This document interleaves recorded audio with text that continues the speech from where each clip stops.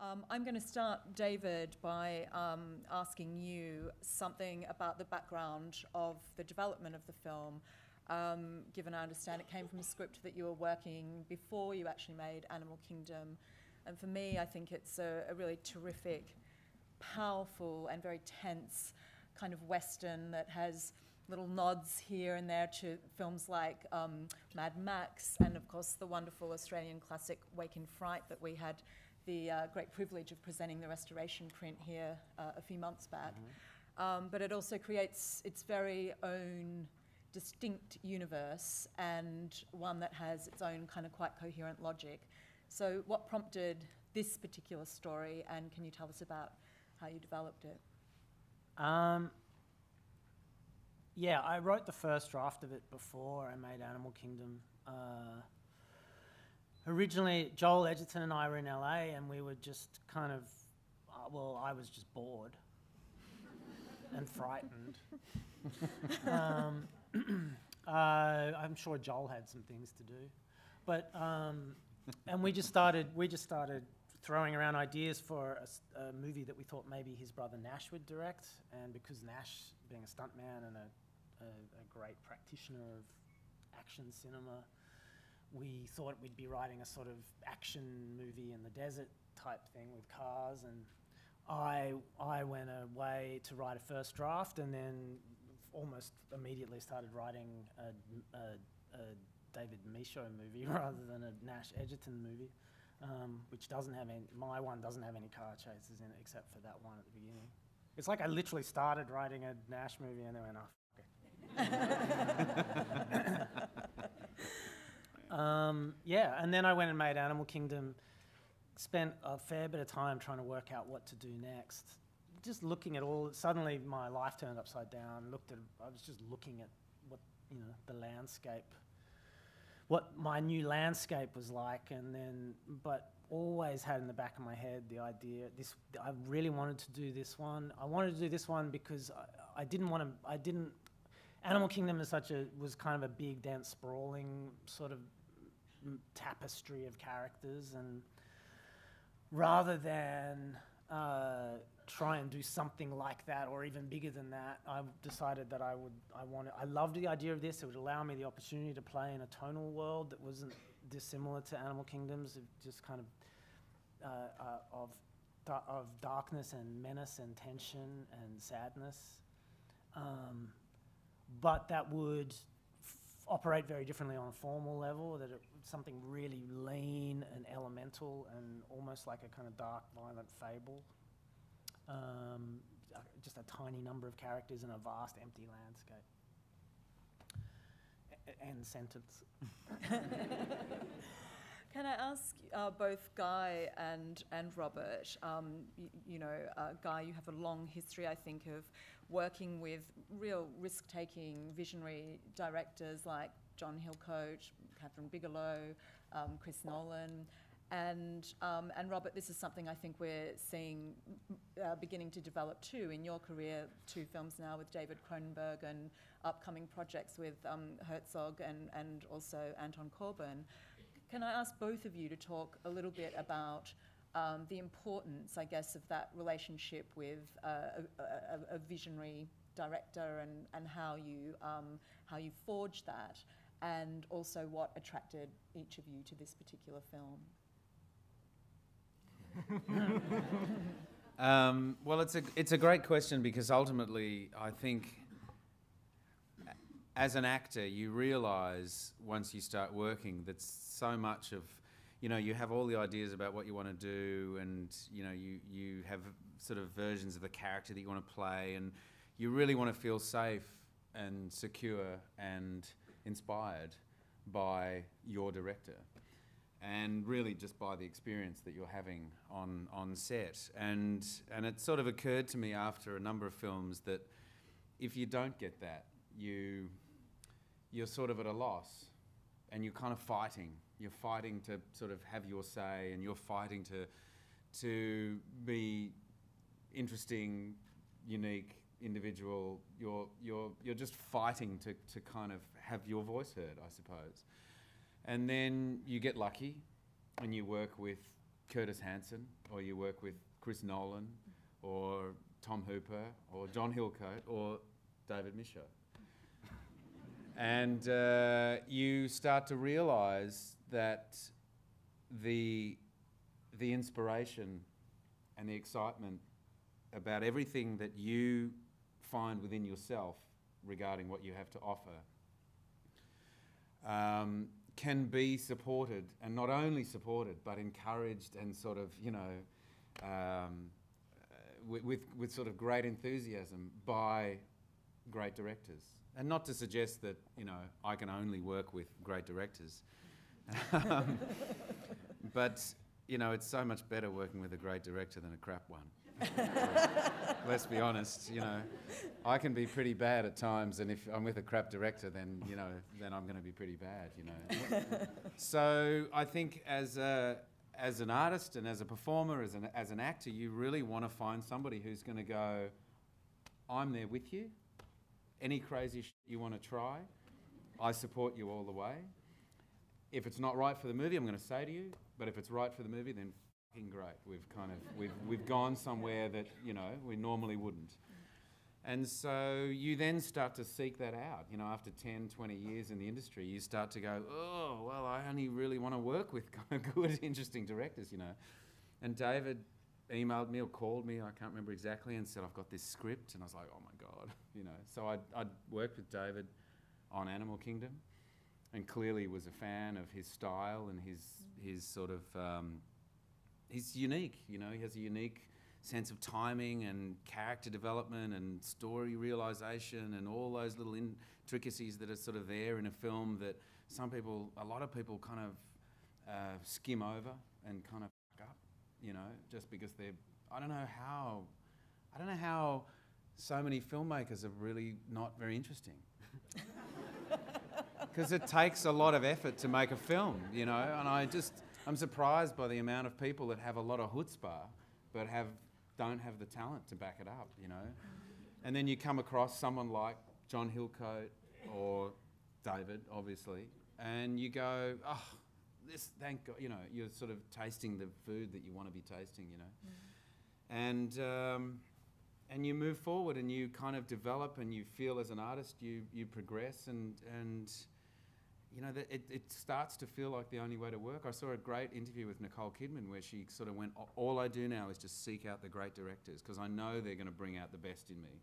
And I know when I did LA Confidential and people say to me, oh, congratulations, great performance or whatever, and I go, I had nothing to do with that performance. Curtis Hanson got that performance out of me. And I think that's when you know it's exciting, when a director gets something out of you that you don't even know exists, you know, as opposed to going, it's all right, I'll give you look number 2, and I'll give you look number 7. Yeah, absolutely, whatever you want, you know.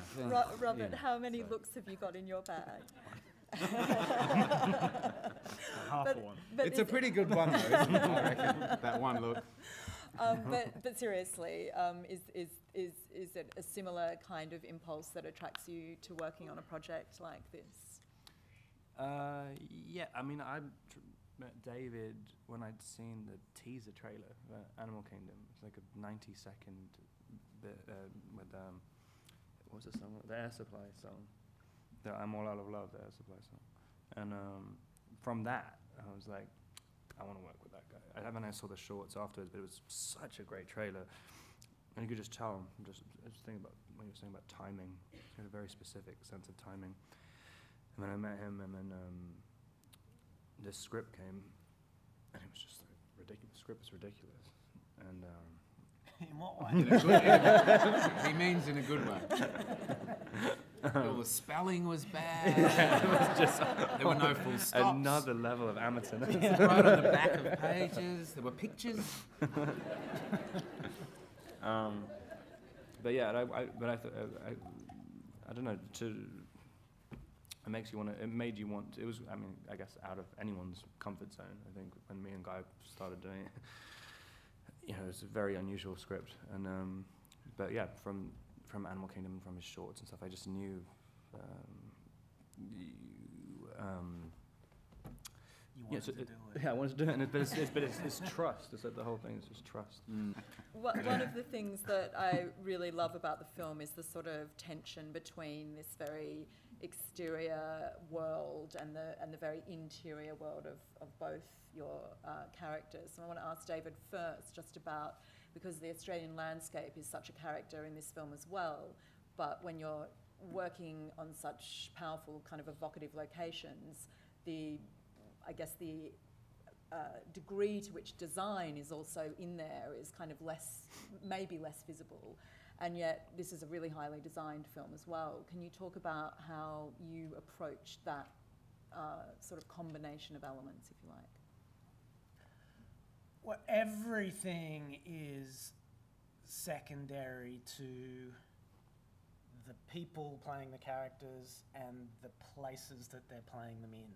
It's like cast and locations are the first thing for me, you know, and I don't want to disparage the contribution that all the other heads of department bring, but I think they would probably say the same thing. So as soon as you know who's going to play the characters and where they're going to be playing them, then everything else fits itself around those things.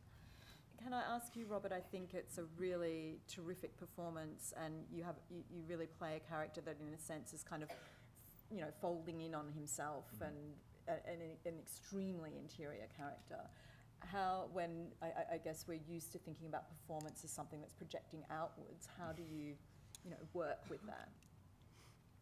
That's funny. This is probably this is me at my max of expressing myself. I thought I was being really effusive and over the top. All those bits were cut out. Yeah. When we were doing the scene, I mean, Eric has such a kind of, well, as a guy who was playing it, it's such a constant like focus and energy, and so and very, very singular, especially in the scenes which I have with you, and so you don't really have to. Your constant sounds really ridiculous, but you're constantly being penetrated. And like, it's probably not the best way to. Yeah. The actors, the caterers, pretty much everyone in Mari. Yeah, he's like super reactive, and so it's kind of, you know, it was kind of falling apart the whole time. I don't know how much of it was a conscious decision, because, you know, it's just someone he's been told his whole life that he's not allowed to speak. And so even when Eric is sort of aggressively saying, "Speak, you're an idiot," like, it's still the first time he's actually required to speak. It takes. I don't even know what I'm saying, but this is ridiculous. No, you're absolutely right. I mean, I just think You're saying you didn't want to be penetrated. I didn't. I built your performance around not wanting to be penetrated, which actually makes a lot of sense. I'm sick of it. No more penetration. I'm going interior. Damn it. So, but how did you develop these characters together? Were you actually, doing a lot of rehearsal work together, or were you going straight from script? I know. Well, I mean, the script really, on some level, the script said it all. Obviously, I had a lot of questions for David. Because of the nature of the character that I play, we find him at a point in his life where he's sort of everything's stripped away and he's kind of a shell of the version that he used to be. So David and I had a lot of conversations because I was useless at trying to find out who this guy was, you know. So there was that going on. David and I had that going on. And we rehearsed, the three of us, in a hotel room in Adelaide for like a week before we headed off up the highway to the Flinders Ranges. And during that period, I mean, the interesting thing about the relationship that Rob and I have in the film is that it develops as the film goes on. We don't know each other in the beginning. It's not like we had to do that bonding thing that people do where you sort of learn, you know, to be sort of second nature, you know, have all that sort of second nature stuff with each other, which is kind of, you know, we're actors, we just do that anyway. we kind of, you know, I mean, Rob and I developed a relationship naturally as the film went on, and I think that we didn't necessarily develop anything together specifically prior, but we were certainly both, you know, kind of asking David questions, and it was just as interesting for me to hear Rob ask David a question and get an answer about his character as it was for me to get an answer about my character. And as Rob was saying earlier today, that during that rehearsal period, it was just as interesting for him to hear me and David talking about, you know, the sort of beginning nature of my character in the film, etc. Just because I think, to speak on your behalf, I think, you know, anytime you make a film, you sort of want to know the big picture as well, even if you're not in those first 20 scenes or whatever it happens to be.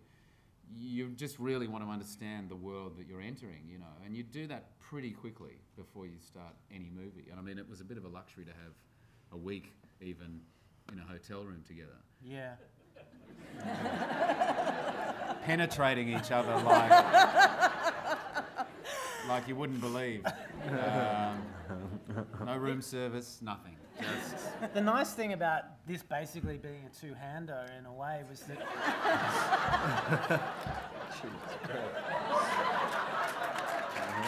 I'm really sorry. I'm so sorry, everybody, that this has gone to this level. I never would have flown over from Australia had I known it was going to be so base. But anyway, here we are. Carry on. Anyway, the nice thing about this being a two-hander was that it meant that almost that time we did get to rehearse was like a kind of like a theatre rehearsal where this is the thing I love. I wish that you could rehearse all movies like theatre, where all of your cast are there all of the time to talk about everybody's characters, you know. And there's no sense that if you spend a day talking and your character doesn't get spoken about, or you don't get your scene up on its feet, you don't sit there feeling like you're having your time wasted, because everyone needs to know everything about everything. And you never get to do that in movies. You just go, you know, someone, a second AD will come up to you and say, okay, so well, today you've got this actor from there, this one from there, and that one from there. What combination of shit are you going to do? Yeah, you know? and a location recce, and you've got to look at a car. So I also try to fold all of the rehearsal into, you know, the stuff of us sitting in a hotel room penetrating each other is great, but I also like to, I thought it was fun. Because it was new, I was discovering new things. You know, again, I don't really know how other directors work. I get the impression that while actors are in having costume fittings or hair and makeup or whatever, that they go, you go do that, because I'm off doing a really important meeting or something. I like to be, for me, as important as rehearsal is following the actors around during that stuff. They're going in to have a hair and makeup test or whatever, I'll just sit in there with them for an hour. It's really annoying. No one does that. Yeah. Really, it's crazy. I love talking about the character. I don't know why I feel like picking on David today. I love talking about the character through the lens of the haircut.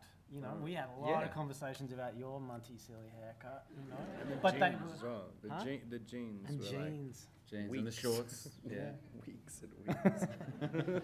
Well, and that stuff it's important. All that sort of detail is so important ultimately, and you know, clearly as a visionary, you've got to be there for all of that. It is funny when you do a film and some directors go, yeah, whatever you wear, whatever you want. I don't care, whatever. And you go, okay, great.